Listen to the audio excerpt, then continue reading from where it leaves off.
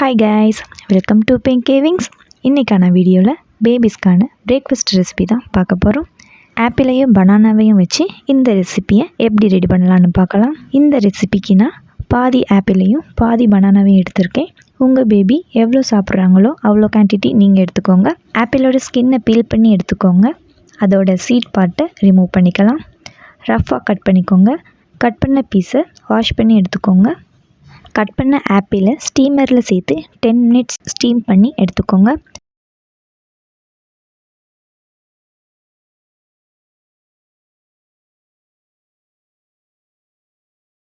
ஒரு மிக்சர் ஜாரில் ஸ்டீம் பண்ண ஆப்பிளை சேர்த்துக்கோங்க. பனானாவை கட் பண்ணி ஆட் பண்ணிக்கலாம்.